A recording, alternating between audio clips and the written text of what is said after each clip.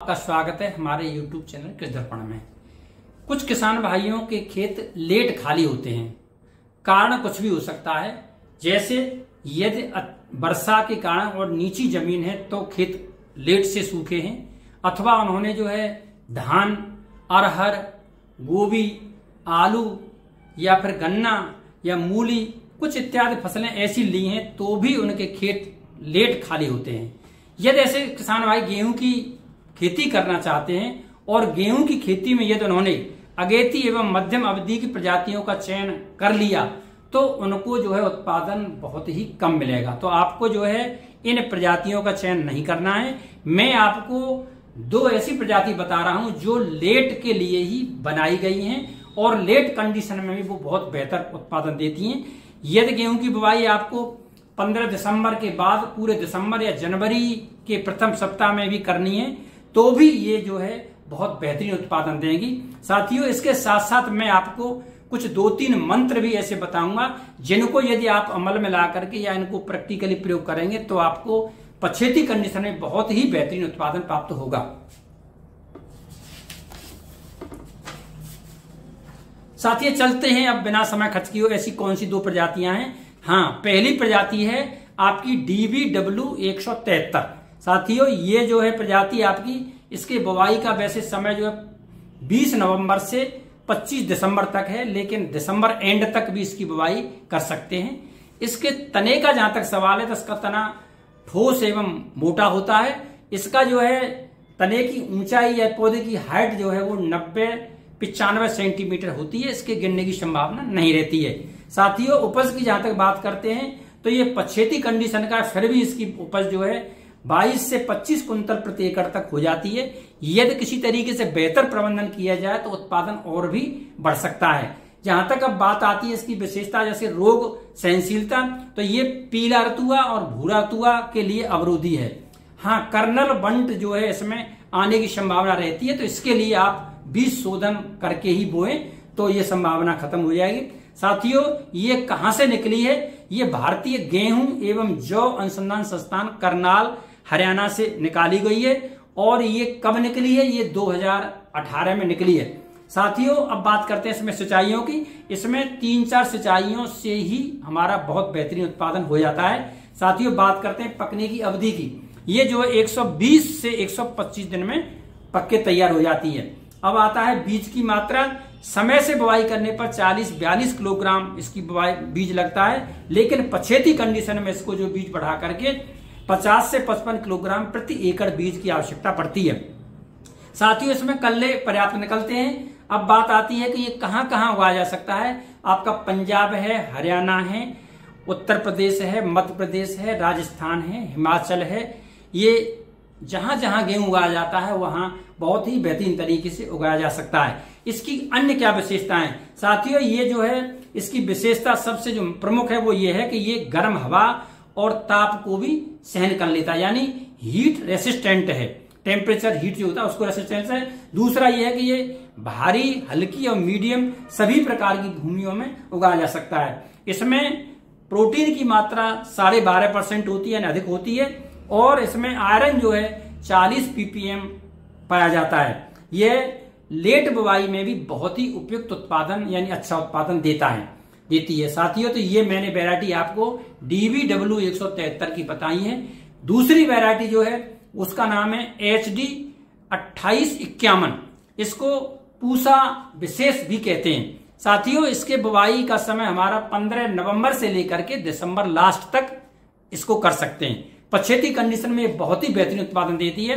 इसके जहां तक मतलब तने का तना है, इसका तना जो है 85 से 90 सेंटीमीटर हाइट इसकी बढ़ती है।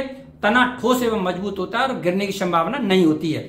इसका उत्पादन जो है 22 से 24 कुंतल प्रति एकड़, चूंकि विलंब है फिर भी मतलब 22 से 24 कुंतल प्रति एकड़ तक देता है। यदि अच्छा प्रबंधन, अच्छा आपने मैनेजमेंट किया है तो 27 कुंतल प्रति एकड़ तक की पैदावार दे सकता है। इसमें साथियों पीला रतुआ, भूरा रतुआ और कर्नल बंट इनकी संभावना रहती है। इसके लिए आप जो है बीज शोधन, जैसे थीरम 1 किलो बीज में 2.5 ग्राम के हिसाब से बीज शोधन करें। इसके अलावा फिर भी यदि इस पर ऐसा कुछ आक्रमण हो रहा है तो फिर आप मैनकोजेब 800 ग्राम प्रति एकड़ के हिसाब से 150 से 200 लीटर पानी में इसका छिड़काव करेंगे तो आसानी इसकी रोकथाम करके पैदावार बढ़िया ली जा सकती है। साथियों, ये कहां से निकली है? ये जो है पूसा नई दिल्ली से इजाद की गई है और 2006 में निकाली गई है। यद्यपि ये पुरानी वैरायटी है, फिर भी इसकी लोकप्रियता जो है बरकरार है, चूंकि ये पछेती कंडीशन में बहुत ही बेहतरीन उत्पादन देती है। साथियों, बात करते हैं इसमें सिंचाइयों की। इसमें 2-3 सिंचाइयों से ही हमारा काम चल जाता है। इसके पकने की अवधि ये 130 से 132 दिन में पकती है। साथियों, अब बात करते हैं बीज की मात्रा की।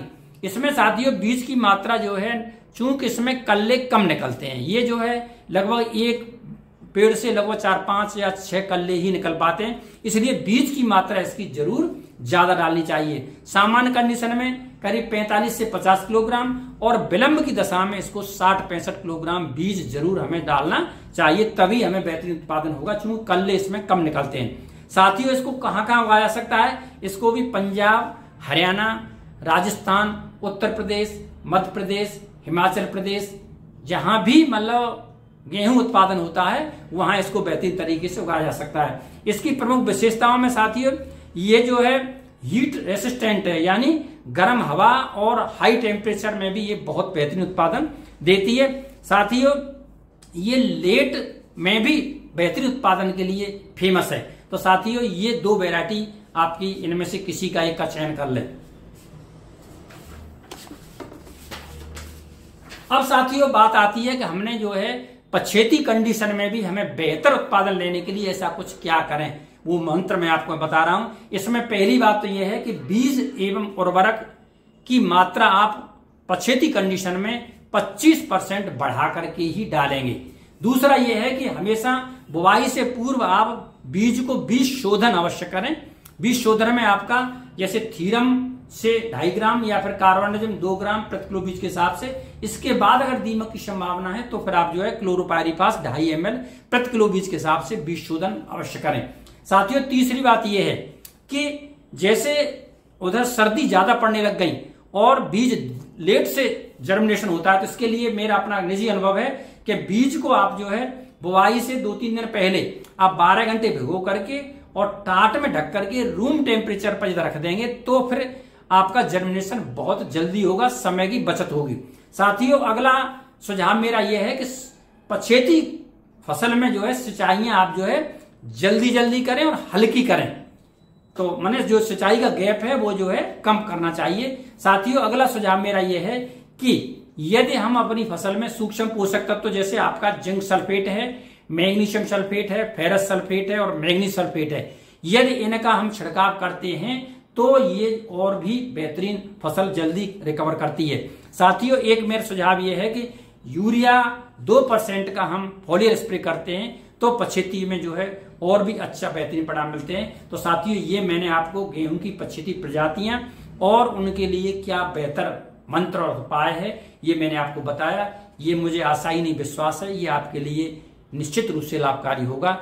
यदि मेरे चैनल पर आप प्रथम बार आए तो कृपया चैनल को सब्सक्राइब करें। इसी तरह की ज्ञानवर्धक जानकारियां मैं भविष्य में आपको देता रहूंगा। धन्यवाद साथियों। जय जवान, जय किसान, जय